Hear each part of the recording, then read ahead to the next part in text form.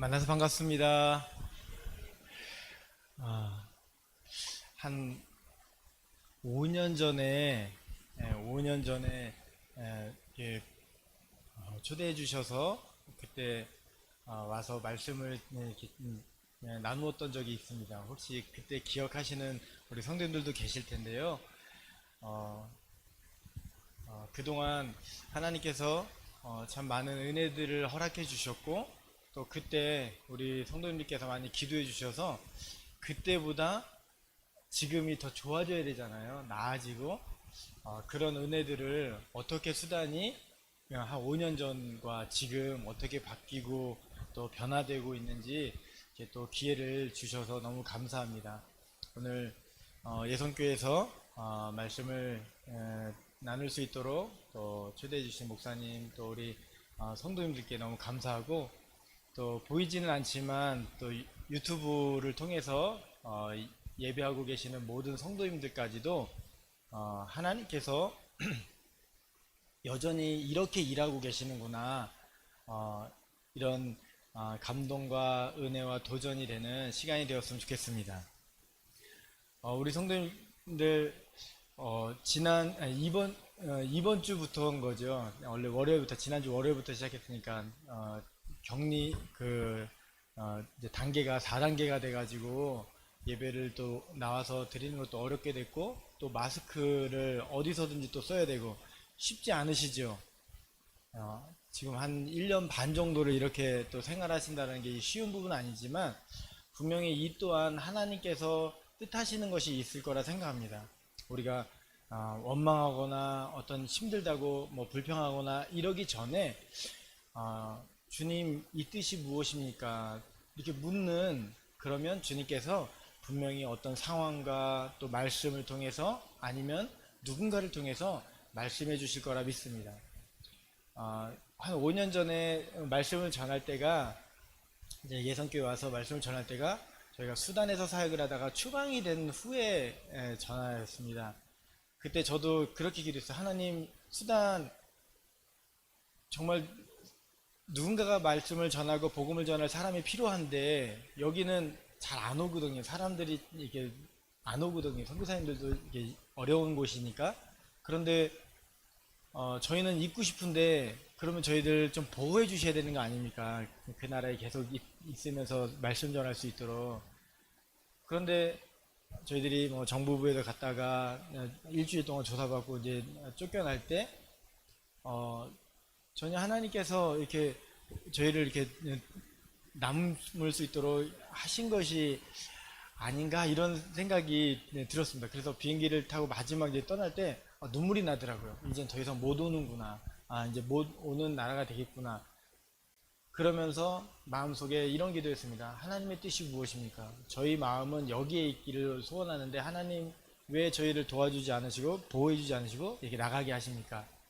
그런데 한 5년 정도, 이렇게 한 6년 정도 시간이 지나면서 하나님은 다 뜻이 있으시구나 라는 걸 깨닫게 되었습니다. 오늘 그래서 아까 우리 기도 금방 우리 같이 기도할 때 이런 기도가 나오더라고요. 하나님, 지금도 여전히 일하시는 하나님을 자랑하는 시간입니다. 하나님께서 지금도 이렇게 일하셨다는 것을 자랑하는 시간입니다. 하나님, 그거 잘 자랑할 수 있도록 은혜를 허락해 달라고. 그래서 전하는 저나 우리 듣는 우리 성도님들, 또 유튜브를 통해서 예배드리는 모든 성도님들께서 하나님께서 지금도 이렇게 일하시는구나 경험하고 또 느끼고, 우리 성도님들이 살아가시는 그 자리에서 그 은혜들을 또 계속적으로 경험하는 시간이 되었으면 좋겠습니다. 저희가 수단 상황을 이렇게 좀 소개하고요. 그리고 저희들이 어떤 사역을 하고 있는지 이렇게 나누려고 하는데요. 파워포인트를 통해서 보면서 나누도록 하겠습니다.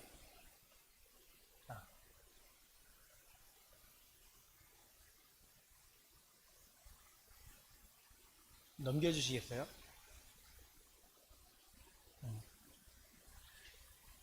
수단, 저희가 섬기고 있는 수단은요, 이게 화살표가 두 개 있잖아요. 그 밑에 있는 화살표입니다. 거기가 수단이란 나라고, 저희들이 한 6년을 섬기다가 이제 지금은 그 위에 있는 화살표 이집트에서 수단 사람들을 섬기고 있습니다. 저희가 섬기는 수단은 98%가 무슬림들입니다. 이슬람 국가고요. 한 2% 정도 되는 사람들이 기독교인입니다. 그래서 많은 무슬림들 속에서 살기 때문에 아무래도 핍박과 또 여러 어려움들이 있습니다.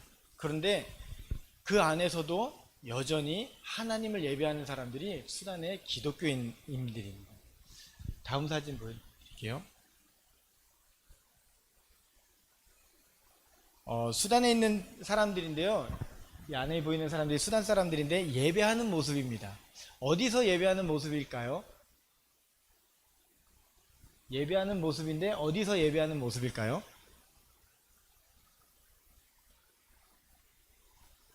지하. 예, 조금 공간이 좀 지하인 것 같기도 하고. 또 어디서 예배하는 모습일까요? 네? 산? 산에서 예배하는, 예. 네, 길. 한번 다음 사진 보여드릴게요. 감옥입니다. 예수님을 예배한다는 것 때문에 교회는요 무너지고 예배하던 성도들은 잡아가 감옥에 가두었습니다. 그런데 그 감옥에서 원망하거나 불평하는 것이 아니라 마저 드리던 예배를 그 안에서 변함없이 드리는 겁니다. 왜냐하면 수단 사람들의 마음에 기쁨의 근원이 누구시냐면 주님이기 때문입니다. 매년마다 한국의 오픈도어 선교회라고 하는 선교회가 있습니다. 전 세계적인 선교회인데요. 오픈도어 선교회가 전 세계적으로 기독교를 박해하는 나라를 1번부터 50위까지 이렇게 리스트를 발표합니다. 다음 사진 보여주세요. 수단이요, 2018년 전까지는 4위였습니다. 이게 그 순위가 높으면 높을수록 박해 지수가 높다라는 겁니다. 그리고 2019년도에는 6위, 그리고 2020년에는 7위, 지난 연도에 13위 처음으로 10위권 바깥으로 나왔습니다. 그 얘기는 수단이 조금씩 박해 지수가 감소하고 있다는 겁니다. 그렇다고 13위니까 이제는 박해가 없겠구나 이렇게 생각하실 수 있는데 그렇지 않습니다. 이전보다는 박해 지수가 적어졌지만 여전히 어려움들은 있다라는 것입니다. 우리 예성교회 성도님들께서 계속해서 우리 수단을 위해서 또 마음 품고 기도해 주셔서 점점 더 복음이 전해지는 그런 나라가 되기를 기도해 주셨으면 좋겠습니다. 4위부터 13위까지 10위권 바깥으로 나온다는 게 쉬운 부분은 아니거든요. 4위일 때요, 1위가 누구냐면 북한입니다. 북한, 소말리아, 아프가니스탄, 그리고 수단입니다. 앞에 나라들은 여러분 그래도 상상이 되죠. 북한, 소말리아, 아프가니스탄. 근데 수단이 4위입니다. 그만큼 알려지진 않았지만 박해지수가 강한 나라였습니다. 그런데 그 나라에서도 여전히 하나님께서 일하고 계시고 그리고 복음이 전해질 수 있도록 문을 열고 계신다는 것입니다. 2019년도인데요. 다음 사진이요. 수단에서 변화가 일기 시작하였습니다. 처음에는요, 사람들이 많이 거리로 나왔죠. 왜 나왔냐면 먹고 살기 힘들다고, 경제가 너무나도 힘들다 보니까 예전에 저희가 살 때요, 2013년, 14년 그때까지 살 때는 500원 주면은 빵 5개, 주식이 빵인데 빵 5개를 먹었거든요. 근데 이만한 빵을 500원에 빵 5개를 먹었는데 경제가 점점 나빠지다 보니까 500원에 빵 3개를 주는 겁니다. 그래도 국민들이 착해요. 순수해요. 그래서 참았어요. 그런데 왜 이렇게 거리로 나냐면 500원에 빵 3개 주는 것까지는 큰 거 주는 거니까, 원래 크기를 주는 거니까 참았는데 이제는 500원에 빵 3개인데 빵 크기가 점점 줄어드는 거예요. 그러니까 먹고 살기 힘들다고 사람들이 거리 나와서 시위를 하기 시작했습니다. 빵값 때문에 시위를 시작했어요. 2019년 12월 달입니다. 그런데 그 시위가 점차 어떻게 바뀌었냐면 이 정권이 무슬림 정권인데, 이슬람 정권인데 30년 동안 독재를 하면서 지금 이 나라가 더 좋아졌느냐? 안 좋아졌다라는 겁니다. 그래서 시위하던 사람들이 점점 어떻게 외쳤냐면, 이 정권 물러가라. 그러면 정권이 물러갈까요? 우리 이렇게 어른 성도님들께서도 경험이 있으시잖아요. 우리나라도 오래전에 이렇게 독재를 하려고 했던 상황에서는 어려움들이 있었잖아요. 시위가 점점 이렇게 격해지고 많은 사람들이 나오니까 군대에서 총을 쏘기 시작했습니다. 그래서 수단 사람들은 3일 이상 시위를 안 한다고 하는 그런 이야기들이 있습니다. 왜냐하면 3일 정도 넘기면 바로 정부가 총을 쏘기 시작합니다. 다음 사진이요. 이때도 여전히 3일 뒤부터 총을 쏘기 시작했습니다. 많은 사람들이 희생이 되었습니다. 근데 예전에 같으면 저희가 있을 때도 시위가 여러 번 있었는데 3일 뒤면은 다 도망갑니다. 집으로 들어가서 안 나와요. 왜냐면 총을 쏘니까. 그런데 이때는 2019년도 이때는 총을 쏴도 거기서는 다 피해서 없어졌지만 다른 지역에서 사람들이 또 나오는 겁니다. 그런데 이번에는 어떤 일이 있었냐면 중학생, 고등학생, 대학생들이 나와서 시위를 하기 시작했습니다. 그리고 정부가 무너졌습니다. 2019년도에 정부가 무너졌습니다. 그리고 다음 사진 보여드릴게요. 압달라 함독이라는 총리가 과도정부인데요. 새 총리가 세워졌습니다. 3년 동안 나라를 재건하기 위해서 과도정부가 세워졌습니다. 그런데 이 함독 총리의 종교가 뭐냐면 무슬림입니다. 이슬람교입니다. 그런데 이 총리가 참 감사한 거는 총리로 이렇게 서면서 뭐라고 이렇게 그 연설을 했냐면, 우리 수단은 다 민족 국가다. 여러 인종들이 있는 국가이면서 여러 종교가 함께 있는 국가가 되어야 된다고 이렇게 선포를 했습니다. 그래서 저희들이 조금씩 기대하는 마음들이 생겼습니다. 실제로 총리가 세워진 뒤에 그해 크리스마스가 다가왔습니다. 옆에 보면 크리스마스 트리거든요. 그런데 좀 저희가 볼 때 크리스마스 트리랑 조금 다른 모습인데요. 이게 보통은 나무 트리를 이렇게 만드는데 위에가 이렇게 좀 잘렸잖아요. 그 위에 이렇게 꼭다리가 없는 것 같은데, 이게 왜 그러냐면 요 트리 모양이 수단의 지형, 나라 모양입니다.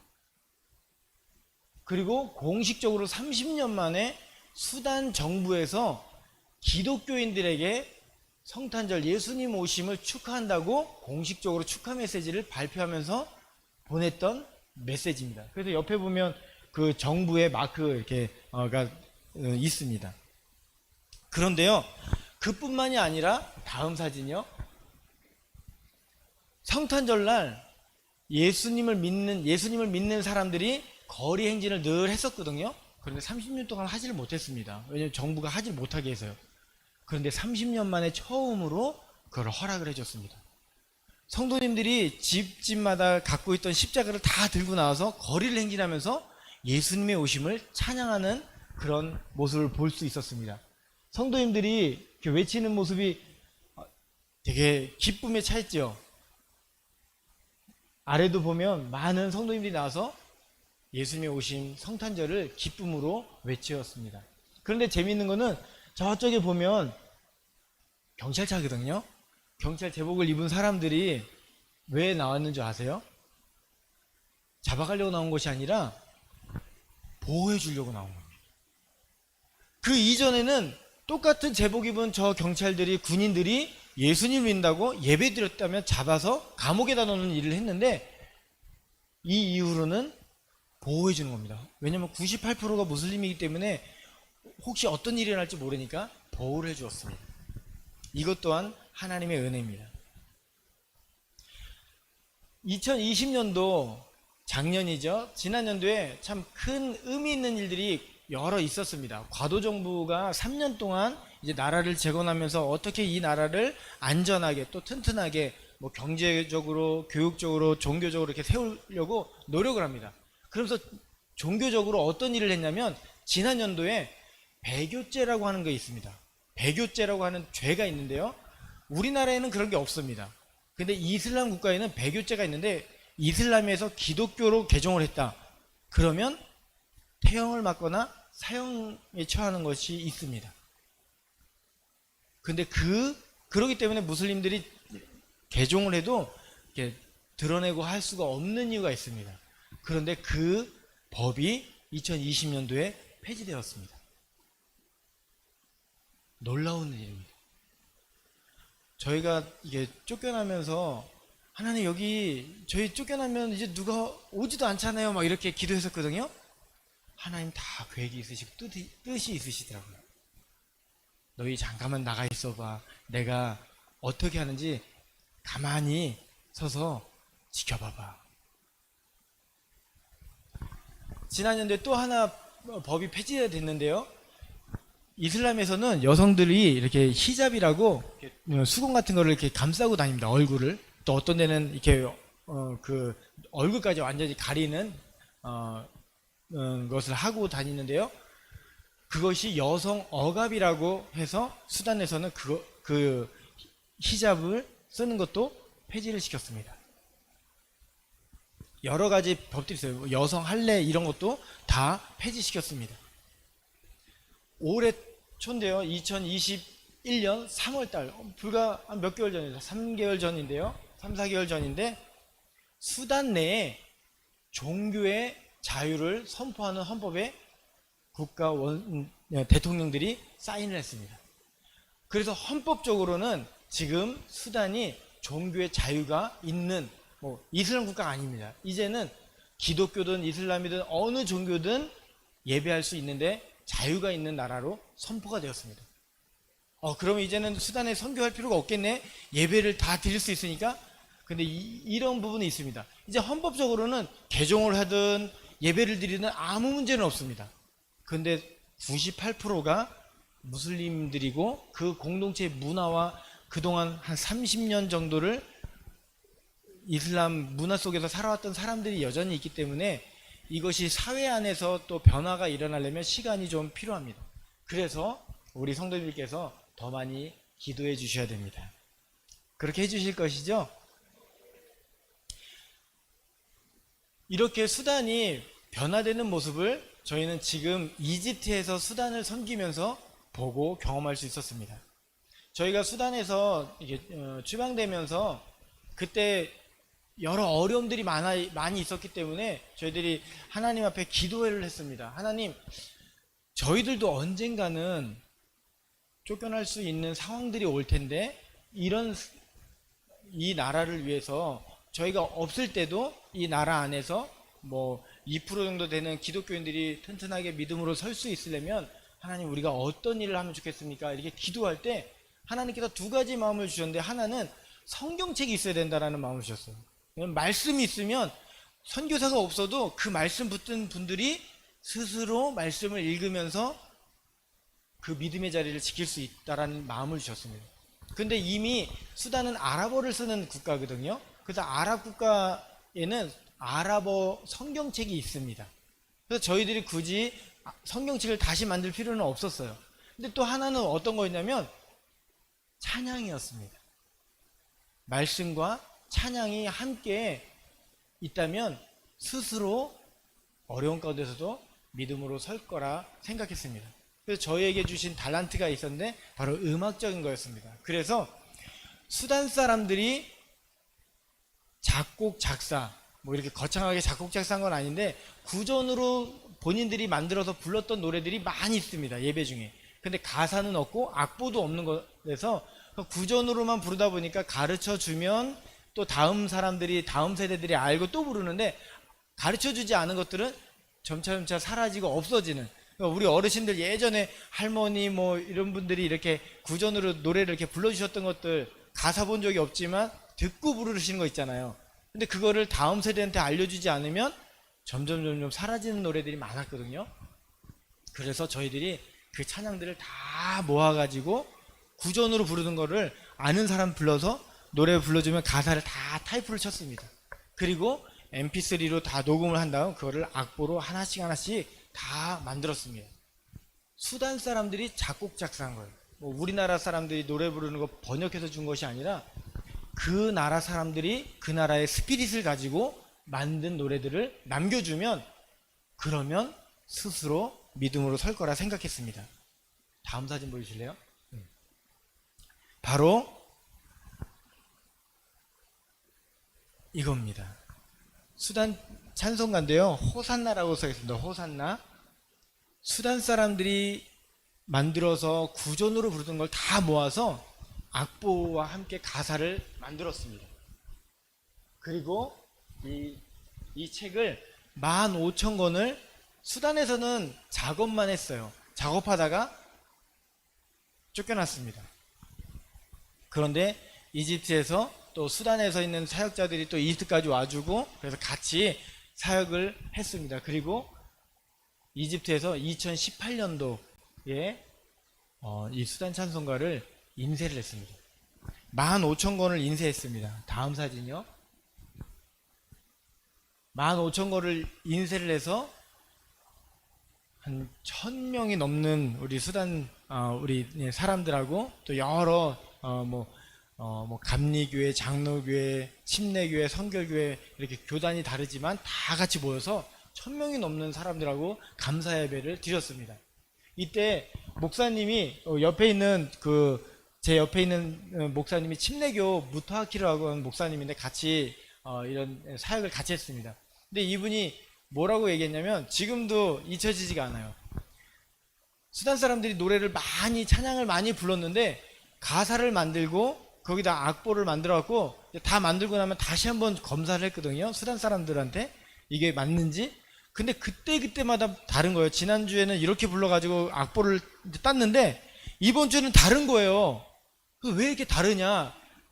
뭐라 그러냐면 이 필링이 느낌이 그때는 이랬는데 지금은 이랬다는 거예요. 그래서 이게 여러분 이해되십니까? 동일한 노래인데요. 예를 들면 예성교회가 부르는 스타일이 달라요.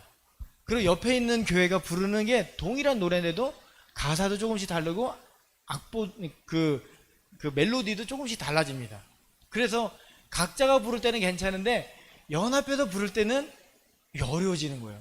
그래서 우리 밑에 보면 우리 찬양팀이 그래도 이게 어느 한 교단이 하는 게 아니라 저희가 5개의 큰 교단하고 같이 이 찬양집을 만들면서 1,000명이 넘는 사람들하고 모이니까 그래도 감리교회만 와서 찬양팀을 하면 안 되잖아요. 그래서 여러 교회에서 이제 팀들을 뽑아갖고 쭉 연합으로 해서 했어요.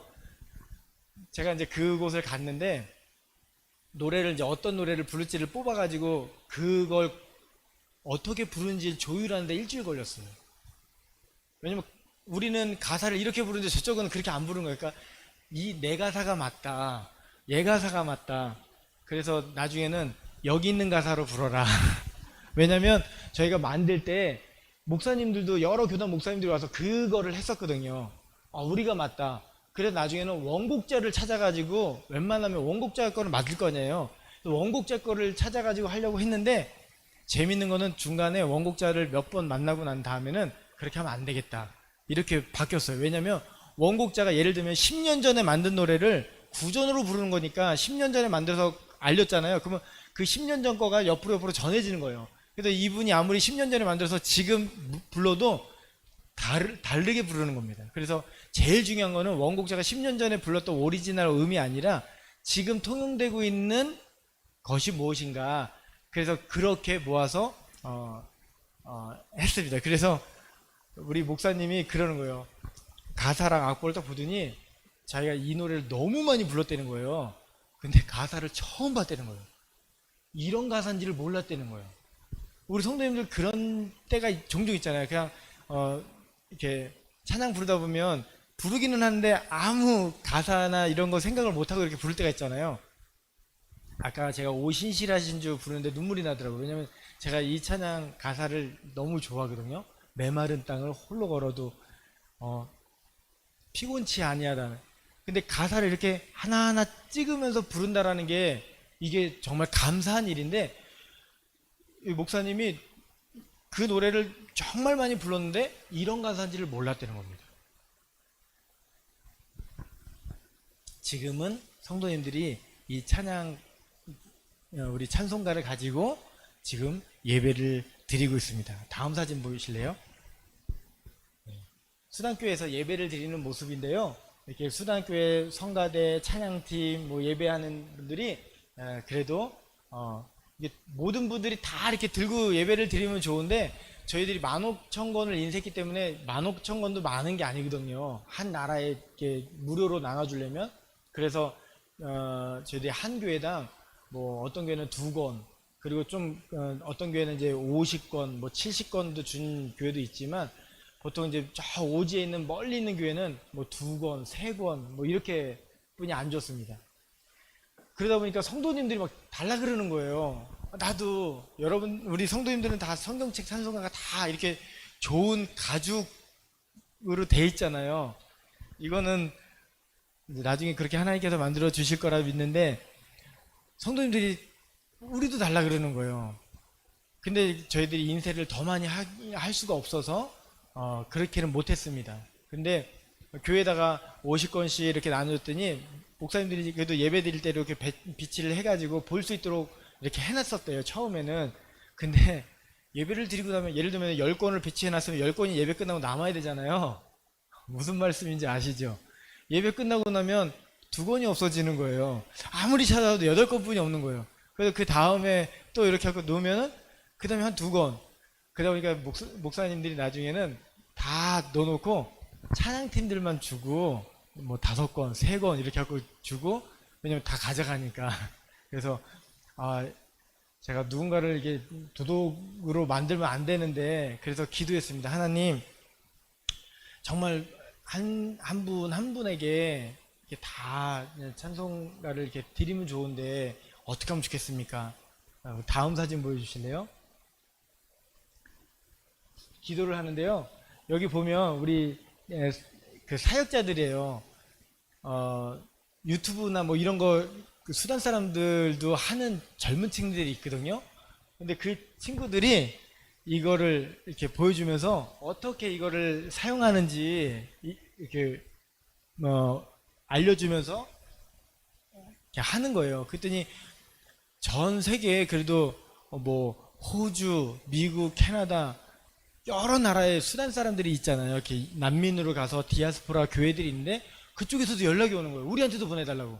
그래서 그 15,000권 중에 2,000권을 저희가 25개국 이상에게 이렇게 보냈습니다. 근데 뭐 보내도 많이 보낸 게 아니라 뭐 20권, 보통은 다 20권에서 30권만 보냈거든요. 그렇게 하고 쭉 보냈습니다. 그동안은 이집트에 있는 수단 사람들, 아니면 남쪽 수단, 북쪽에 있는 수단 사람들이 책을 좀 달라 그랬는데 이제 전 세계에서 수단 사람들이 우리한테도 달라는 거예요. 근데 정말 마음 같아서는 정말 계속 인쇄해가지고 보내고 싶은데 이게 쉬운 게 아닙니다. 근데 기도하는데 하나님께서 이런 마음을 주시는 거예요. 이거를 스마트폰 앱으로 만들어가지고 하면 제가 보내지 않고도 거기서 다 다운받을 수 있잖아요. 근데 기도하는데 하나님께서 그런 마음 주셔서 그 일을 했습니다. 다음 사진.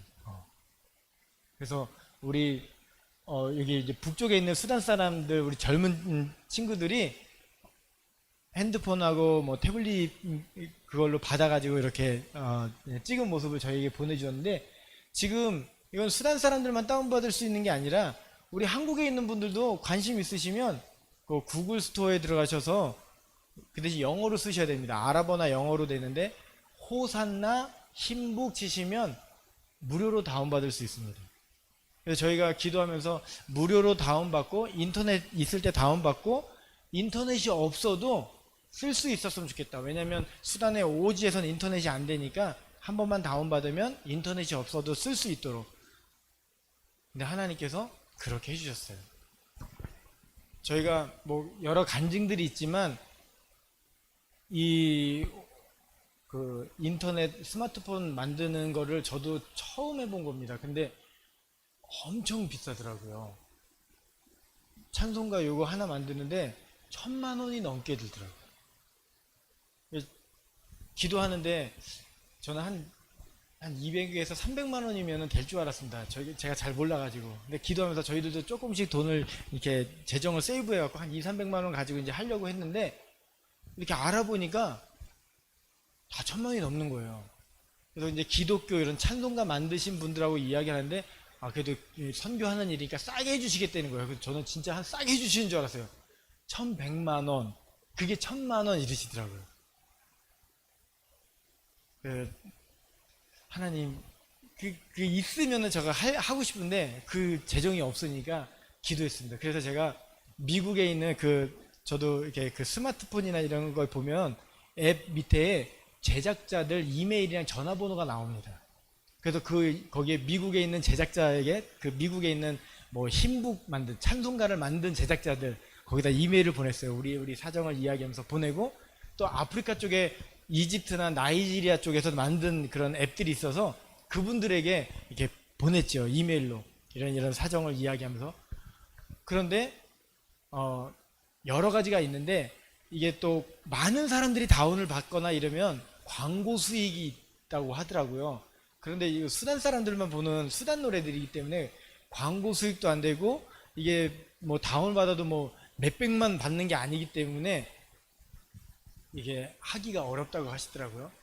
그래서 이제 막 포기하고 있는 마음 중에 한국에 그래도 제가 한국인이니까 한국에 있는 그 찬송가 이렇게 할 때 싸게 해주신다고 했던 분이 1,100만 원이었습니다.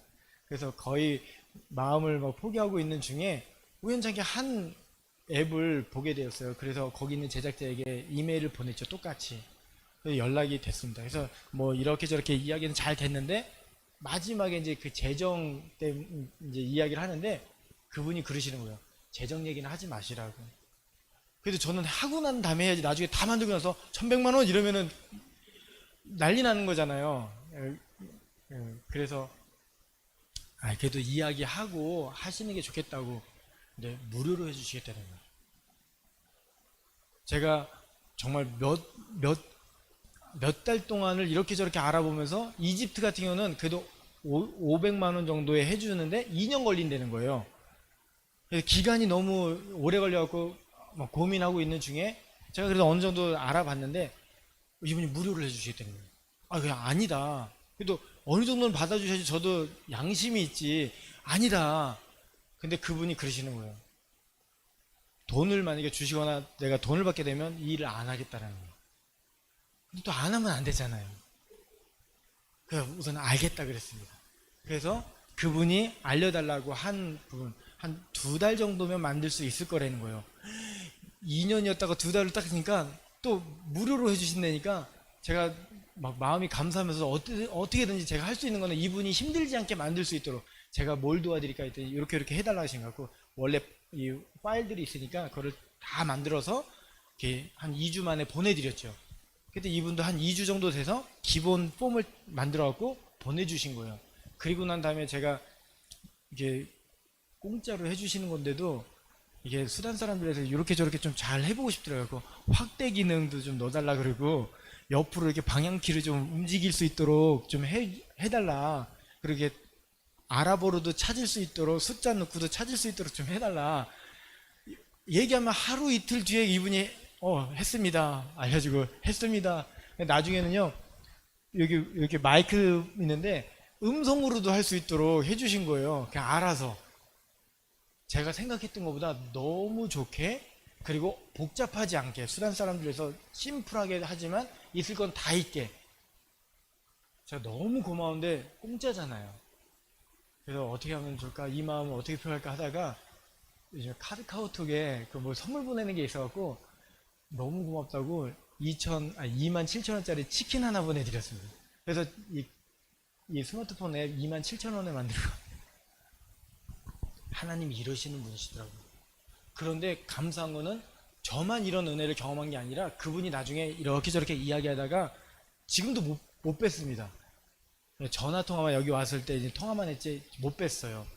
근데 이분이 뭐라 그러 얘기하시냐면 자기가 이거를 만들고 너무 은혜가 됐다는 거예요. 왜냐면 나중에 얘기해 주시는데 이분이 무슨 되게 유명한 회사인데 거기 IT 일을 하시다가 딴 데로 이직하려고 내려놨었대요. 거기를 내려놓고 이직을 하려고 막 고민하면서 준비하고 있는 중에 저한테 연락을 받은 거라는 거예요. 그래서 본인이 그래도 한두 달 정도 안에는 이직이 돼야 되기 때문에 2달뿐이 시간이 없다. 그래서 이제 시작을 하신 거라는 거예요.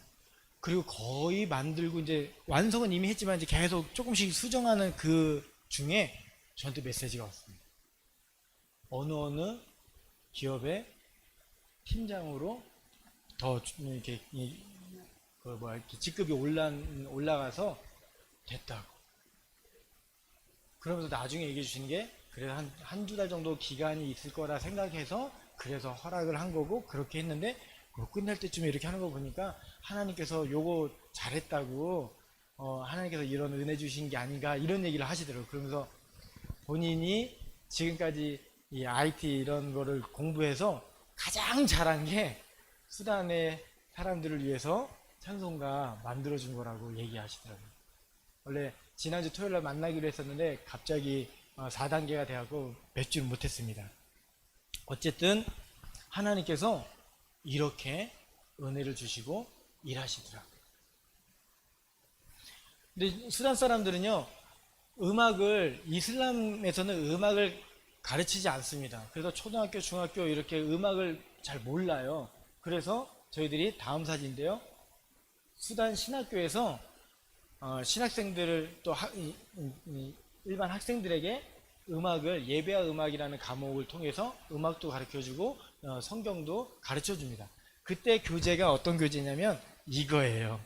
왜냐면 여러분에게는 없겠지만 이 뒤에 보면 음악 교재가 레슨별로 한 9과가 있어요. 그래서 하나씩 보면 기본 음악, 기본으로 멜로디, 도레미파솔라시도 어딘지 또 요거를 이렇게 보면서 공부를 하면 이제 수단 사람들이 노래를 작곡 작사할 때 그래도 도레미파솔라시도라도 이렇게 하면 그래도 다음 세대에게도 전해질 수 있잖아요. 그래서 저희들이 학생들에게 성경을 가르치고 음악을 가르칠 때 이걸 또 교재로 사용하면서 하고 있습니다. 한번 다음 사진, 저희들이 오늘 저희 딸이 같이 예배에 왔는데요. 엄마랑 이제 아들은 이제 다른 곳에 가게 되었고요.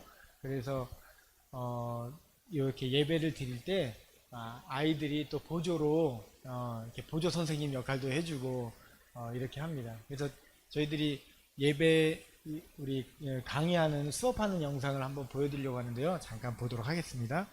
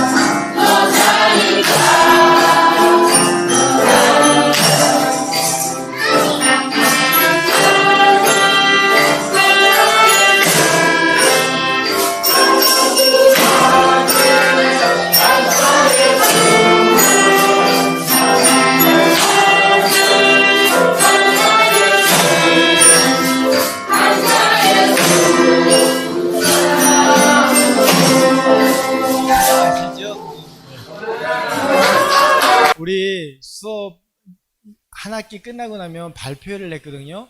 처음에 학생들이 들어오면 뭐 피아노 만져본 적도 없고 도레미파솔라시도도 모릅니다. 그런데 한 학기 끝나면 이 정도 연습 이렇게 치는 거예요. 그럼 대단한 거죠. 한 학기 공부하고 나서 이 정도 치는 겁니다. 수단 사람들이 뭘 배운 적이 없어서 모를 뿐이지 귀가 엄청 발달돼서요. 조금만 이렇게 음악을 이렇게 들려주잖아요. 그럼 피아노 치는 친구도 그냥 이렇게 듣고 그냥 이렇게 칩니다.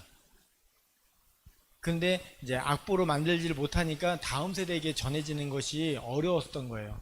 근데 앞으로 이렇게 음악을 계속 배우고 하다 보면 이제 수단 사람들의 그런 어떤 영적 스피릿을 가지고 있는 찬양들을 다음 세대에 계속적으로 이렇게 전해질 거라 생각합니다.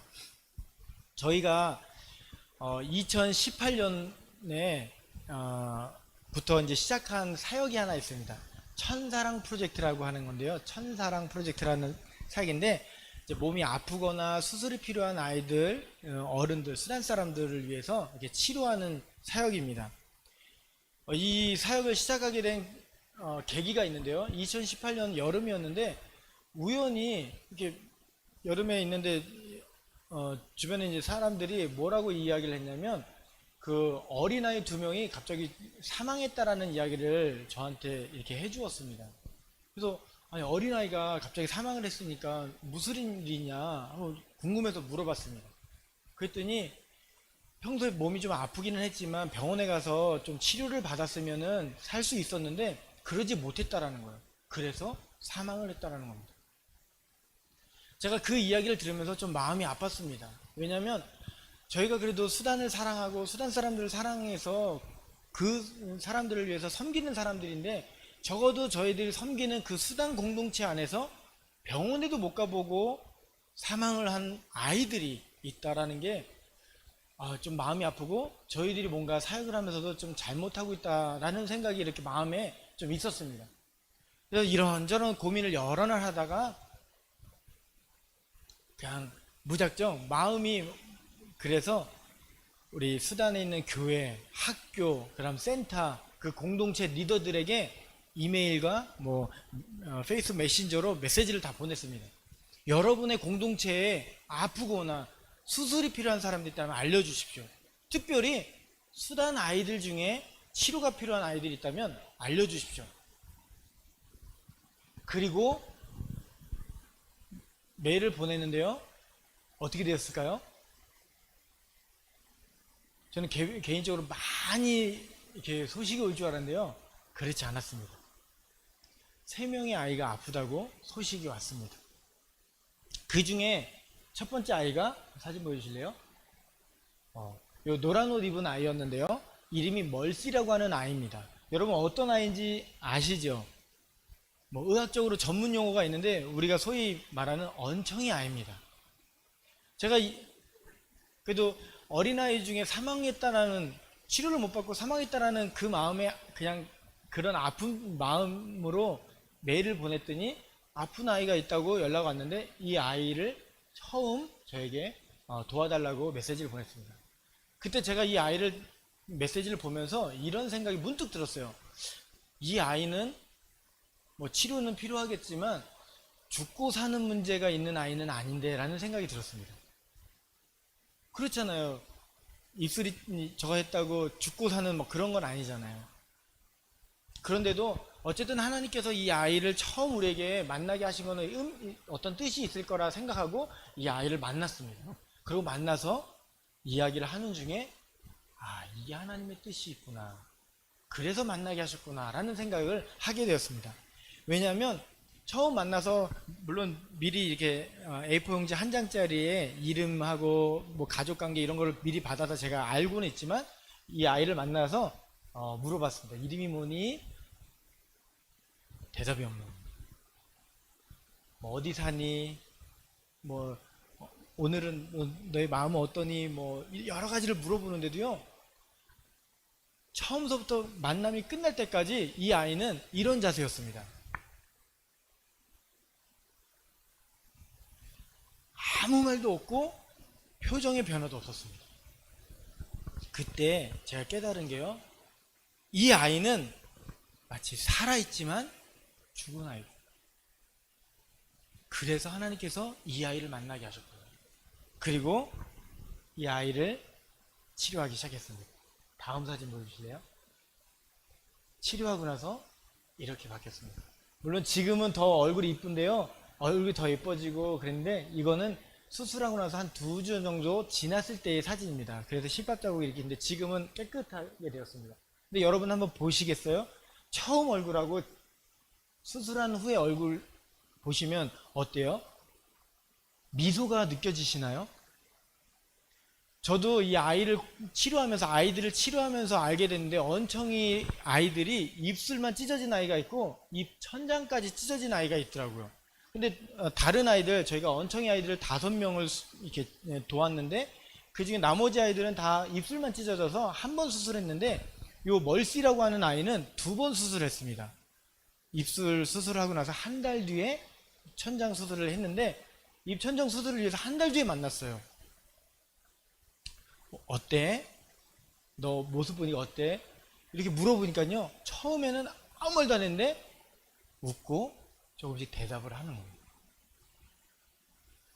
그때 처음에는 정말 살아있지만 죽은 아이와 같았는데, 아이가 얼굴이 바뀌니까요, 얼굴만 바뀐 것이 아니라 그 아이의 마음이 바뀌고 삶이 바뀌는 것을 느낄 수 있었습니다.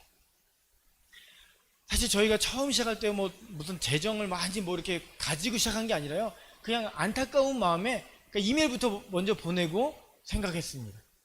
그냥 예수님의 사랑으로 어려운 아이들 마음 위로하면서 찾아가려고 했는데요, 주님께서 아이들의 마음을 움직여 주시고 사랑으로 다가갔던 그 사랑을 통해서 그 아이의 마음속에 복음의 사랑이 심기는 것을 경험할 수 있었습니다. 그렇게요, 2018년부터 계기가 되어갖고 시작한 그 천사랑 프로젝트를 올해 2021년까지 하면서 41명의 아이들을 고쳤습니다. 요 위에 보면 손가락 이렇게 피고 있는 아이는 한이라고 하는 아이인데요, 손가락이 3살 때 이렇게 뜨거운 물에 뒤어서 이렇게 손가락에 붙었어요. 그래서 손가락이 있지만 이걸 움직이거나 필 수가 없어가지고 좀 이렇게 사용하기 어려웠습니다. 근데 병원에 가서 분리수술을 했습니다. 지금은 깨끗하게 잘 움직입니다. 옆에 있는 아이는 리엔이라고 하는 아이인데 귀가 안 들렸어요. 그래서 말을 못했습니다. 그래서 병원에 가서 검사를 했더니 보청기를 하면 들 수 있다는 거예요. 그래서 보청기를 해주었습니다. 듣는다는 겁니다. 지금은 말을 더 잘하지만 그때는 엄마 하면서 이렇게 말을 하기 시작했습니다. 그 옆에 노란 옷 입은 아이는 통이라고 하는 아이인데요, 이 아이는 듣지도 못하고 보지도 못하고 그러다 보니까 말도 잘 못했습니다. 병원에 가서 검사를 했는데 도수를 더 높여주면 볼 수 있다는 겁니다. 그리고 보청기를 해주면 들을 수 있다는 겁니다. 그렇게 해주었습니다. 아이가 보고 듣기 시작했습니다. 여러 아이들을 소개할 수 있지만 요 밑에 있는 아이 한 명만 더 소개할게요. 아이가 다리 쭉 뻗고 이렇게 누워 있는데, 이 아이는 걷지를 못하는 아이였습니다. 그냥 서서 조금 이렇게 있다가 또 주저앉고 하는 아이인데, 그래서 학교를 갈 때 엄마 아빠가 안고 학교에다 데려다 주고, 그럼 공부 끝나면 또 다시 업어서 데려오는 일을 했습니다. 병원에 갔더니 이렇게 관절이 문제가 있어서 그거를 수술을 해주면 괜찮다 그래갖고 수술을 했습니다. 옆에 있는 이 사진은 수술 후에 한 달 정도 좀 지났을 때 아빠가 집에서 찍어서 보내준 사진인데요, 이렇게 벽 잡고 아이가 걷고 있다고. 지금은 잘 걷습니다. 마태복음 11장 5절에 보면 이런 말씀이 있습니다. 눈먼 자가 보며 못 걷는 사람이 걸으며 못 듣는 자가 들으며 죽은 자가 살아나며 가난한 자에게 복음이 전파된다 하라. 예수님께서 하신 말씀입니다. 예수님께서 복음이 전파되는 곳에 이런 일들이 있다라고 선포하신 말씀입니다. 저희가 선교하고 있는 그 현장에서 복음이 전파되는 모습을 보게 되었습니다. 2019년 9월 달이에요. 9월 달에 그동안 2018년도부터 이렇게 치료하고 도왔던 아이들 이렇게 상황을 듣다 보니까요, 대부분의 아이들이 아픈 것도 서러운데 학교를 못 가는 겁니다.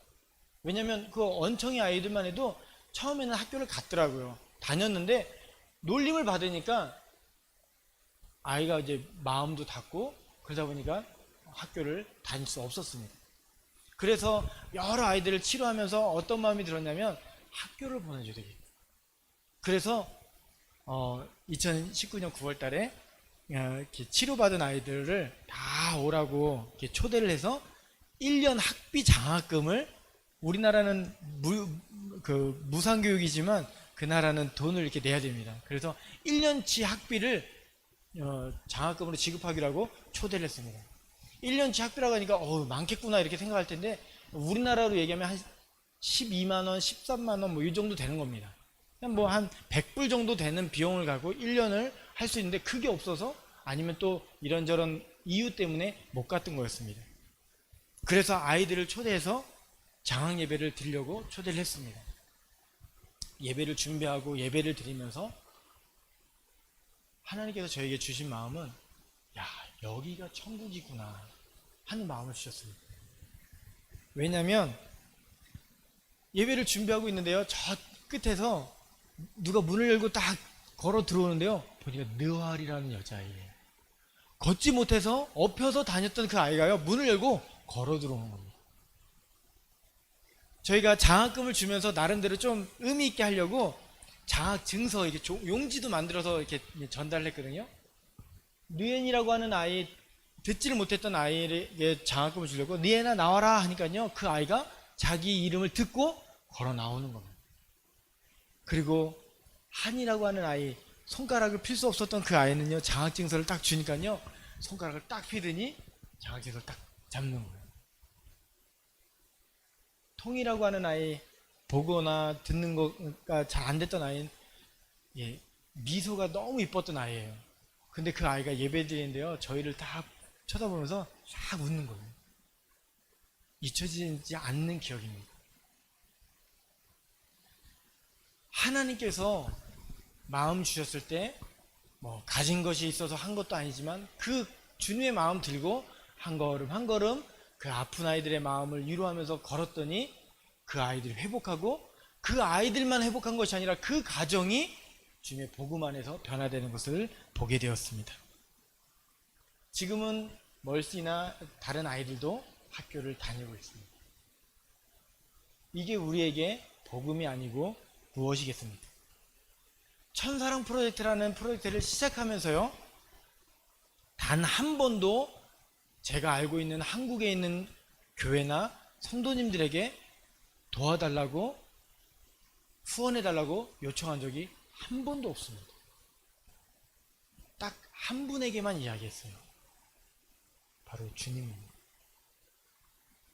누군가가 도와달라고 요청을 하면요, 처음에는 이렇게 요청을 많이 안 했어요. 나중에 치료하면서 아는 이유가, 이게 다들 수단 사람들이 난민으로 살다 보니까, 어려움 중에 살다 보니까 이쪽 저쪽 NGO 단체에서 와서 도와주겠다고 사진 찍어가고 갔는데 어떤 분은 5년이 됐는데도 소식이 없대요. 그러다 보니까 요번에도 누군가가 이렇게 좀 사진 찍고 이러려나 보다, 그래서 아예 마음을 닫은 사람들이 많이 있었습니다. 그런데 한 사람 한 사람 이렇게 만나서 치료하는 거를 옆에 있는 사람들이 듣다 보니까 우리 아이도, 우리 옆에 있는 아이도, 이러면서 이렇게 인원이 늘게 되었습니다. 한 명 한 명 아이들을 처음에 치료하려고 하는데 재정이 없으면 그냥 이렇게 이름만 써달라고, 어떤 아픈지. 왜냐하면 재정이 생겼을 때 그 아이를 불러가지고 또 이렇게 쓰면은 시간이 그만큼 느려지니까 용지에다 써달라고. 그 대신 솔직하게 이야기했습니다. 갖고 있는 재정이 없습니다. 그런데 함께 기도하죠. 그리고 써준 걸 갖고 저도 기도하고 거기 있는 부모님들도 같이 기도했습니다. 그러면 신기하게도 한 주, 두 주 뭐 지나면 재정이 생기는 거예요. 그러면 전화해서 빨리 오라고. 그리고 바로 가서 또 치료해주고, 그렇게 섬기게 되었습니다. 이 천사랑 프로젝트는 지금도 현재 진행형입니다. 천사랑 프로젝트를 섬기면서 잊혀지지 않는 것이 하나 있는데요. 다음 사진이요. 이 사진은 우리가 장학금을 이렇게 주던 사진입니다. 그 2019년 9월 달에, 그래서 아이들이 다 모여서 장학증서도 받고 이렇게 예배를 드렸던 모습입니다. 다음 사진이요. 지난해 2월 달에 우리 글로리아라고 하는 아이를 만났어요. 근데 이 아이는 그 옆에 엑스레이 사진 보면 동그란 게 뭐 하얀 게 보이잖아요. 이게 한 500원짜리 같은 동전 크기의 쇠 조각입니다. 동전 크기의 쇠 조각인데, 이 아이가 3살짜리 아이였는데 그걸 삼킨 거예요. 그래서 여기 식도에 걸려 있는 겁니다. 이 아이를 이렇게 만났을 때가 이제 작년이니까요. 2월 달에 만났으니까 코로나 시즌이었습니다. 그래서 저희가 하나님 앞에 기도할 수밖에 없었어요. 하나님, 왜 이런 때에 이 아이를 만나게 하셨습니까?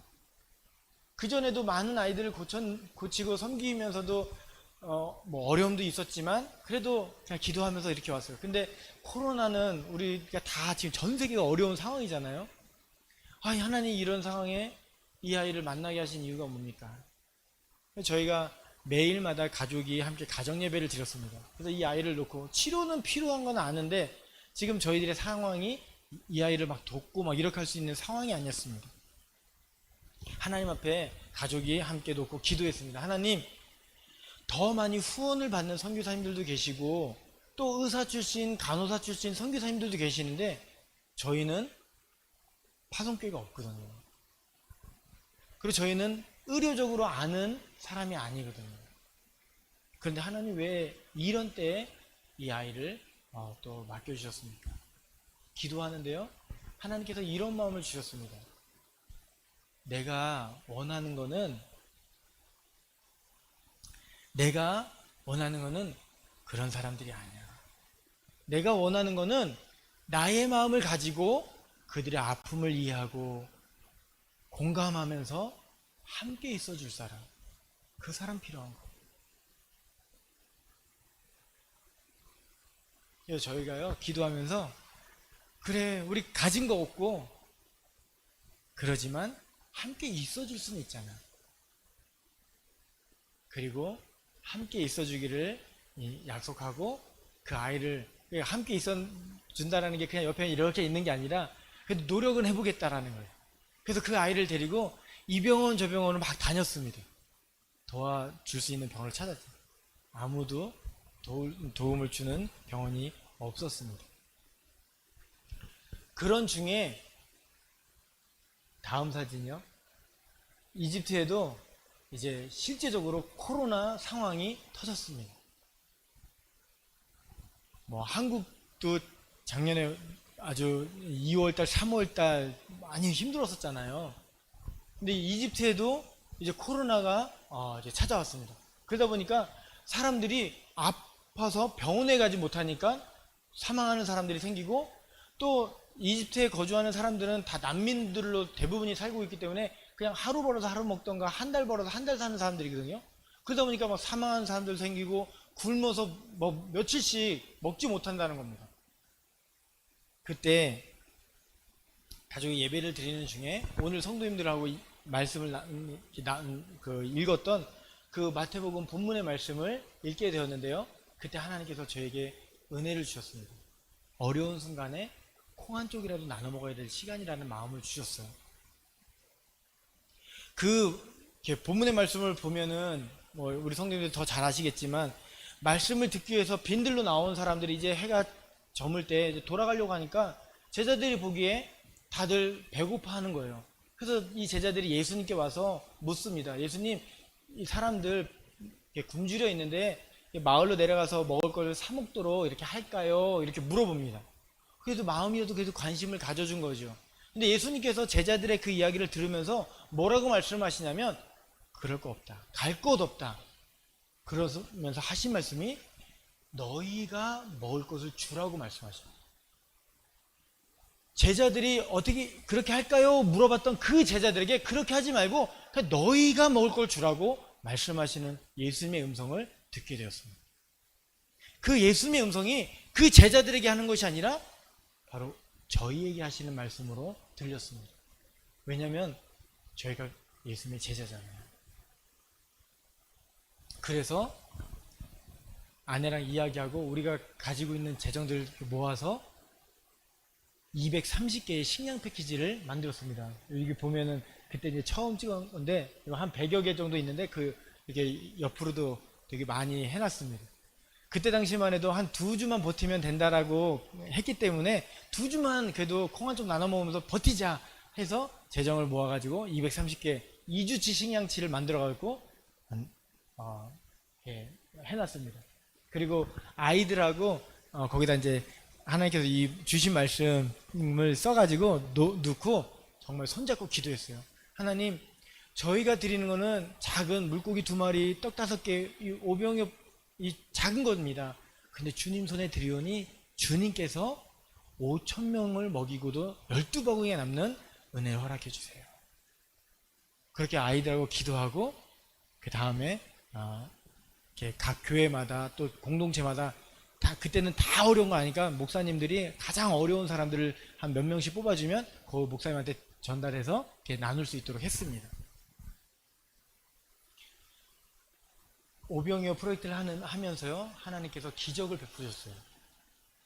뭐 내용을 이야기하면 길지만 저희들이 이것도 재정이 있어서 막 시작한 게 아닙니다. 한국에 올 때마다 이렇게 조금씩 저희들이 급할 때 쓰려고 비행기표를 이렇게 조금씩 모아놨던 거를 이때 쓴 거였거든요. 근데 나누고 나서 저희들이 뭐 이걸 몇 번 하려고 생각한 것이 아니라 그냥 그 2주만 버티자 하는 마음으로 했는데 이게 2주 뒤에 또 2주 연장, 그 다음에 한 달 연장 뭐 이렇게 된 거예요. 그러다 보니까 2주 됐는데 또 2주를 연장을 한 거예요. 그러니까 한 달 정도 된 거죠. 근데 감사한 거는 저희들이 요 처음에 이 오병이어 230개를 2차에 걸쳐서 100개를 나누고 그 다음 또 한 100개를 이렇게 나누는데 어떤 분이 지나가다가 처음에는 어떤 그 현지 목사님이 전화를 저한테 하신 거예요.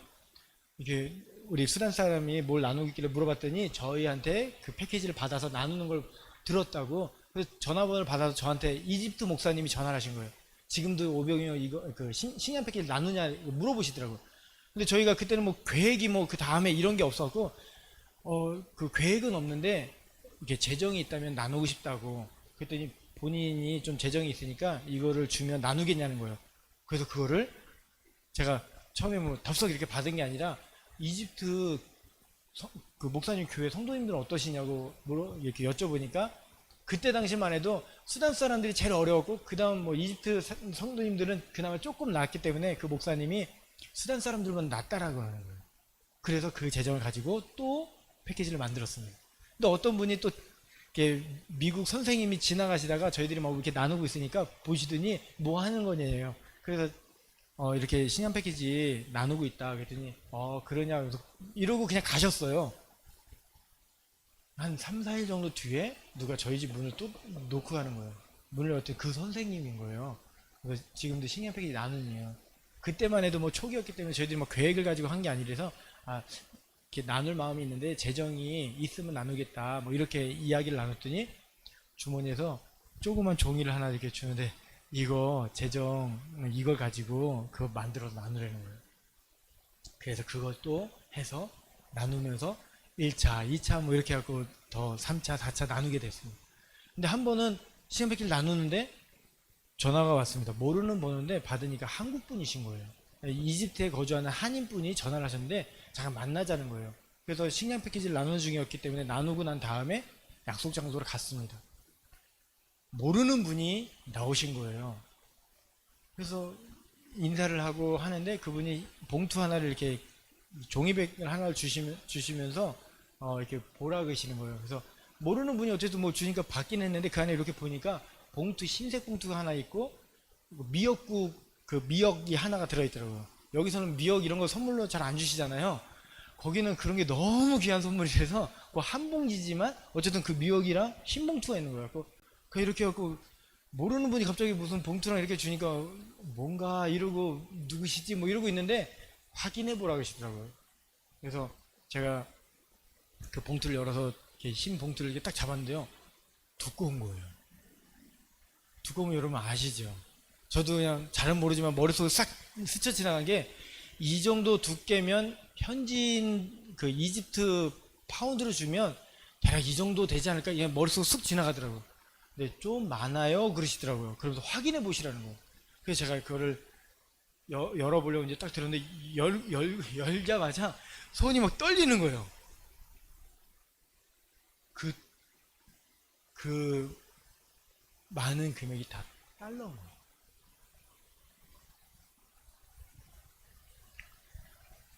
제가 뭐 돈이 많아서 막 이게 아니라 이게 아니라요.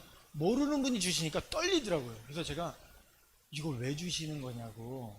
그때 그분이 하시는 말씀이 제가 주는 게 아니고 어떤 분이 선교사님에게 전달해 드리라고 주는 겁니다. 이렇게 말씀하시더라고요. 그래서 제가 그래도 이게 제가 지금까지 사역하면서 이런 재정을 받아본 적이 한 번도 없었는데 그것도 현지에서 모르는 분한테 그러면 그분 이름을 알려주시면 제가 감사하다고 인사도 드리고 또 어떻게 사용을 할지 또 알려드리겠다니까 절대 얘기하지 말라 그랬다고 얘기하면 안 된다는 거예요. 그래도 저도 이거를 알려드려야지 또 어떻게 썼다고 알려드려야 되니까 제가 3번을 여쭤봤는데 절대 얘기하지 말라 그랬다고 마지막까지 얘기를 안 해주시는 거예요. 그래서 마지막에 헤어지면서 하나님께서 보내신 천사라고 믿고 제가 지금 이렇게 오병이어 프로젝트를 하고 있는데 이걸 쓰겠습니다 하고 나중에는 그런 것들 좀 사진 찍어서 그분에게 전달하고 그분이 할 수 있도록 이렇게 했습니다. 지금도 제가 누가 주셨는지 몰라요. 하나님께서 여러 간증들이 있지만 하나님께서 일하시는 것을 보고 경험할 수 있었습니다. 이런 은혜 속에서 코로나 속에서도 걔도 식량 패키지를 만들어서 나눴는데 나누면서도 제 마음 한쪽에는 누가 있었냐면 글로리아라는 아이가 마음 한쪽에 또 있는 거예요. 이 아이를 치료해야 되는데 여러 병원을 다녔지만 다 퇴짜 맞은 거예요. 그리고 한 병원에서 그냥 어렵게 수술을 했는데 한 30분 만에 실패했습니다. 왜냐하면 저희를 만났을 때가 글로리아가 벌써 이걸 먹은 지 5개월 됐을 때예요. 한국에서 선생님이 뭐라 그러시냐면 보통 이런 거 먹으면 하루나 이틀 뒤에 다 빼야 된다는 거예요. 또 5개월 됐으니까 그것도 쇠 조각인데 어떻게 되겠습니까? 근데 내시경을 해갖고 빼려고 했더니 봤더니 이 쇠 조각이 식도를 뚫고 기관지랑 폐 쪽에 가서 박혀 있다는 거예요. 그만큼 이제 녹여갖고 식도를 녹여갖고 이제 가 있는 거예요.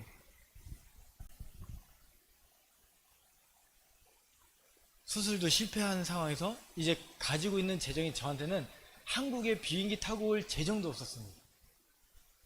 근데 그때 지금도 정확하게 기억나요. 2월 25일 날 수술하고 실패했습니다. 28일 날 3일 뒤에 카톡으로 메시지가 하나 왔어요. 모르는 분이에요. 지금까지도 만난 적은 없습니다. 연세 세브란스 병원하고 이야기 중입니다. 기다려보세요. 간단하게 메시지 보내시더라고요. 이야기하려면 길지만 저희가 이렇게 의료적인 걸 잘 몰라서 카톡 방에 선교사님하고 의사 선생님들의 방이 있거든요. 근데 어떤 분이 제가 이런 거 의료를 잘 모른다고 하니까 이렇게 초청을 해서 가입을 해주셨어요. 그래서 천사랑 프로젝트를 할 때 아이들을 만나면 제가 거기다가 이 아이는 어떻게 치료해야 할까 이렇게 갖고 올리면 거기 있는 선생님들이 이렇게 한번 해보세요 하고 조언을 듣고 그 병원을 찾아가서 도왔거든요. 글로리아를 만났을 때도 전혀 모르니까 이 아이는 어떻게 해야 될까요? 그래서 여러 선생님들이 조언을 주신 걸 찾아서 병원에 갔고 그래서 실패도 했고 그런 상황이었습니다. 근데 그 분은 거기서 보시고 저한테 연락을 안 주시고 나중에 보니까 이렇게 도울 병원을 찾아봤다 그러시더라고요. 그리고 한 3주 정도 뒤에 연세대와 이야기가 돼갖고 저한테 메시지를 주는 게 곧 딱 찰나였던 거예요. 그리고 연세대 병원에서 2주 만에 수술을 해주겠다고 허락을 받았어요. 2주 만에 그렇게 허락해 준 적이 한 번도 없는데 왜 그렇게 했냐면 한국이 그때 2월 말에서 이제 3월 초에 이렇게 확진자가 너무 많다 보니까 공항을 폐쇄해야 된다고 계속적으로 여론이 막 이렇게 있을 때였거든요. 그러다 보니까 연세대 병원에서 혹시 공항 폐쇄하면 이 아이를 데려올 수 없으니까 빨리 허락을 해줬다는 거예요. 2주 만에. 근데 한국이 공항은 폐쇄한 게 아니라 이집트가 공항을 폐쇄했습니다. 저희가 출국하기 이틀 전에 공항을 폐쇄해버렸어요. 그래서 저희가 한 달 반을 기다릴 수밖에 없었습니다. 그래서 뭐 정말 애가 타는 시간이었지만 하나님께서 그 안에서도 또 은혜를 주셨어요. 근데 공항이 열리지 않는 상황에서 이제 확진자들이 이집트에는 한국보다 더 많고 더 많은 사망자가 생기니까 한인회에서 이제 그 전세기를 비행기를 만들려고 막 할 때였습니다.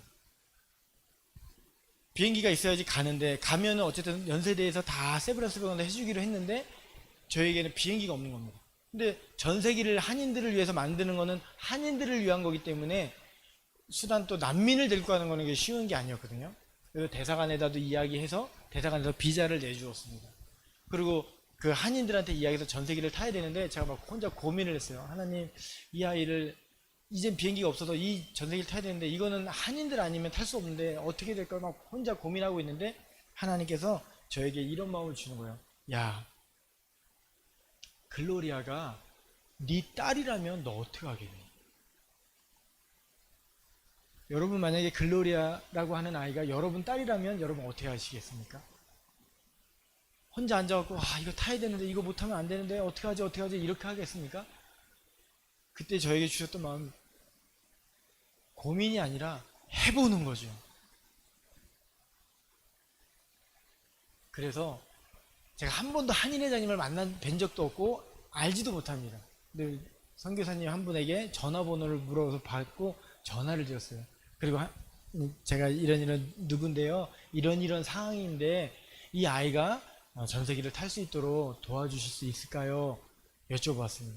감사하게도 한인 회장님이 참 좋은 분이셔서 한번 이렇게 의논을 해보겠다고, 그리고 모든 한인 분들이 이렇게 허락을 해주셔서 전세기를 타고 한국에 올 수 있었습니다. 그때는 한국 사람도 한국 들어오기가 어려울 때였거든요. 그런데 하나님께서 길을 열어주셔서 아이가 한국에 들어와서 10개월 만에 수술을 받았어요. 쇠조각을 삼킨 지 10개월 만에. 연세대 세브란스 병원에서 수술을 2번을 했습니다. 그리고 9번에 걸쳐서 음압시술을 했습니다. 5개월을 머물렀어요. 근데 의사 선생님이 그러시더라고요.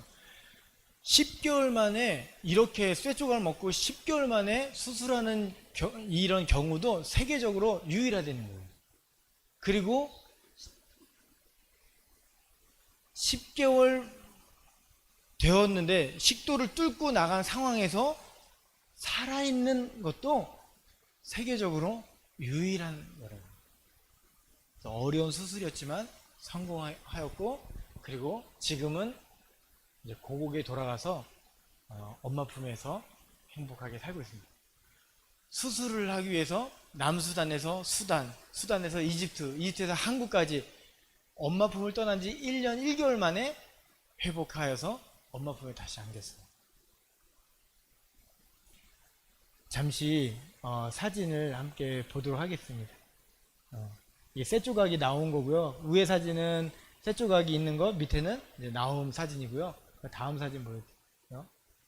지금은 이렇게 엄마 품에 가서 저 위에 있는 사진이, 또 요 앞에 있는 저거는 이제 공항에서 처음 만났을 때, 치료받고 만났을 때 엄마를 1년 1개월 만에 만난 겁니다. 그리고 이제 밑에는 공항에 갈 때, 그리고 요 밑에 3개의 사진은 감사한 거는 글로리아가 작년 이렇게 연세대 세브란스 병원에서도 너무 의미 있는 일이었다고 10대 뉴스에 9번째에 뽑혔어요. 너무 귀한 일이었다고 또 선생님들이 우리 아이를 위해서 10년 동안 교육비를 지원해 주시기로 하셨습니다. 치료해 주신 것도 감사한데 10년 동안 교육비를 대주시기로 하신 거예요. 그래서 올해 5월달, 한 2달 전이죠. 5월달부터 유치원에 이제 가게 됐습니다. 지금 유치원에서 공부하는 모습입니다. 하나님께서 이렇게 은혜를 주셨어요. 또 한국에 와서 이 아이가 건강하게 회복돼서 돌아갔습니다. 그런데 다음 사진요. 여전히 또 우리가 그런 게 있잖아요. 한쪽에서 잘 되면 또 한쪽에 또 아픈 마음들이 있거든요. 그게 뭐냐면 다음 사진을 볼게요. 여전히 수단이나 이집트에서는 코로나 때문에 많은 사람들이 어려움 중에 있었는데 하나님께서 1년 3개월 동안 또 글로리아를 치료하면서, 그러면서도 식량 패키지를 4,367개를 나눌 수 있도록 또 은혜를 주셨고, 뭐 마스크도 39,000개를 또 나누고 섬길 수 있도록 해주셨습니다. 우리 잠깐 영상 한번 볼까요? 우리 글로리아가 치료받고 돌아가는 모습인데요.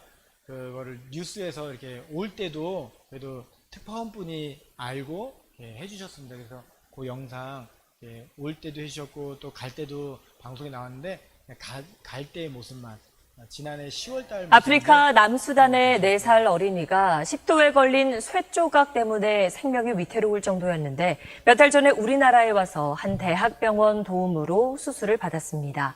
그 과정 하나하나가 쉽지 않았지만 잘 견뎌냈고 이제 내일이면 퇴원한다는데요. 조윤아 기자가 소식 전해드립니다. 아프리카 남수단의 4살 어린이 글로리아. 지난해 7월부터 숨 쉴 때마다 가슴 통증에 시달렸습니다. 혼자 놀다 삼킨 100원 동전 크기 쇠조각이 식도 아래에 걸린 겁니다. 아이가 숨 쉬는 게 조금 쉽진 않고요. 숨 쉴 때마다 그윽하는 그런 소리가 납니다. 남수단, 수단, 이집트를 돌며 치료를 받으려 했지만 번번이 실패했고 수술 비용도 문제였습니다. 연세 세브란스 병원이 딱한 소식을 듣고 무료 수술을 해주기로 했지만 지난 3월 코로나19로 이집트 정부가 국제선 항공을 모두 폐쇄해 한국 입국은 한 달 반 미뤄졌습니다. 지난 5월에서야 입국한 글로리아는 2주간 격리를 마치고 6월과 8월 두 차례 몸에 있는 쇠조각을 빼내는 수술을 받았습니다. 반년 넘게 몸에 박혀있던 지름 2.5cm 크기 쇠조각은 식도를 뚫고 기관지로 이동한 상태. 쇠조각을 빼낸 뒤 손상된 식도와 기관지를 아물게 하는 치료까지 난관의 연속이었습니다. 금속이 식도를 뚫고 나오면서 기관지 뒷벽을 다 녹여버린 상태였거든요. 구멍이 나 있는 거는 다시 꼬매주고, 구멍이 나 있는데 꼬매놓은 데는 갈비뼈 사이에 있는 근육을 끌어다가 다시 붙여서 보강을 해주고. 두 번의 수술 끝에 글로리아는 정상적으로 숨을 쉬고 먹고 싶은 음식도 자유롭게 먹을 수 있게 됐습니다. 건강을 되찾은 글로리아는 이번 넉 달여 만인 내일 퇴원해 모레 새벽 에티오피아행 비행기를 타고 고국인 남수단으로 돌아갑니다.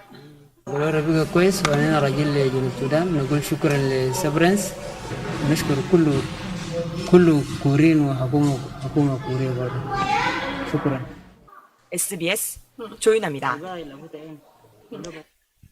하나님께서 오병이어 프로젝트도 은혜 가운데 또 섬길 수 있도록 해주셨고, 또 글로리아도 천사랑 프로젝트를 통해서 또 섬길 수 있는 길을 열어주셨습니다. 저희가 오병이어를 이렇게 할 때 4,367개 그냥 숫자를 이야기하고 싶은 건 아니고요. 하나하나가 다 간증이 있었습니다.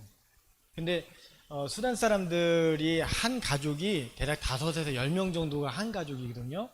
그런데 그냥 저희가 올해 5월 초까지, 한국에 오기 전까지 5월 초까지 이제 신형 패키지를 20차에 걸쳐서 나눴는데요. 그냥 4,367개를 그냥 5명으로 한번 곱해 보았습니다. 그랬더니 21,835명에게 섬겼더라고요. 5,000명이 넘는 사람들에게 하나님께서 먹일 수 있는 이 코로나 시간 동안 섬길 수 있도록 은혜를 주셨습니다. 글로리아를 처음 만났을 때요, 하나님께서 재정이 많은 사람, 또 의료적으로 잘하는 그런 사람 원하는 것이 아니라 그냥 나의 마음을 가지고 그들의 아픔을 공감해주는, 함께 있어줄 그 사람 내가 원하는 거야. 그래서 그렇게는 할 수 있으니까 그런 마음을 가지고 한 걸음 한 걸음 갔는데, 지금 여러분이 보신 것처럼 그냥 있어준 걸로 끝나는 것이 아니라 글로리아가 한국에서까지 와서, 한국 사람이 한국 들어오는 것도 어려운 그 시간에 들어와서 회복되고 지금은 엄마 품에서 또 학교 교육을 받으면서 더 건강하게 생활하는 것을 볼 수 있게 되었습니다. 하나님께서 주신 은혜입니다.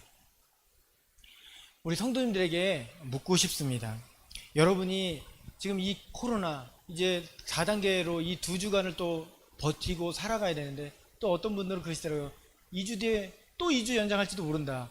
이런 암울한 말들 하는 이 상황에 여러분들이 힘들어 이렇게 말하기 전에, 말씀하시기 전에 내가 함께 있어줘야 될 사람, 내가 함께 공감해야 될 이웃 누구인가요?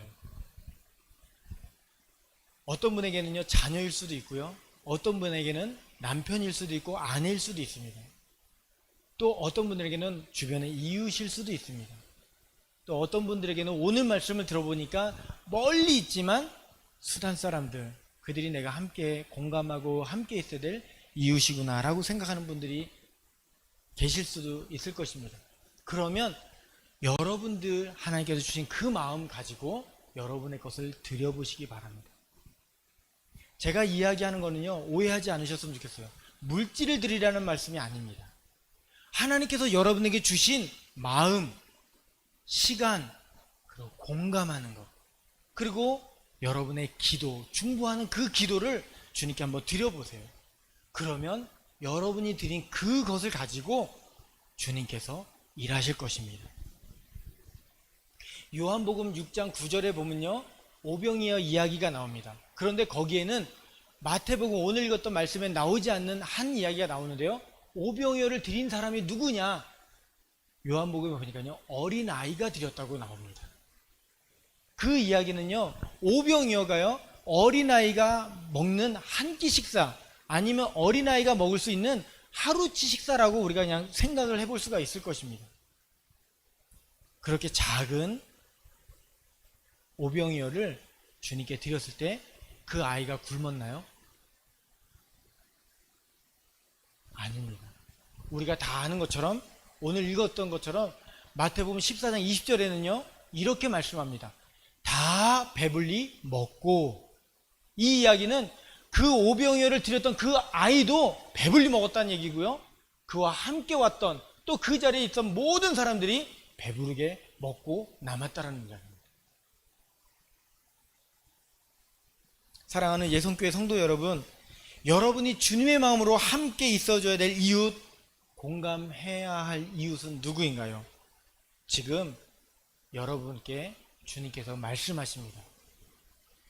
너희가 먹을 것을 주라. 우리가 작은 일에 기쁨과 감사로 순종할 때 주님께서 우리의 생각을 뛰어넘어 더 큰 은혜로 일하심을 보고 경험하게 될 줄로 믿습니다. 우리 같이 기도하겠습니다. 주님, 감사합니다. 주님의 마음으로 우리 모두가 매일의 삶을 살아가게 하여 주옵소서.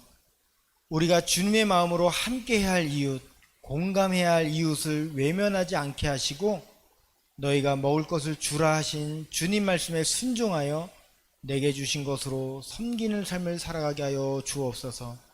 예수님의 이름으로 기도합니다.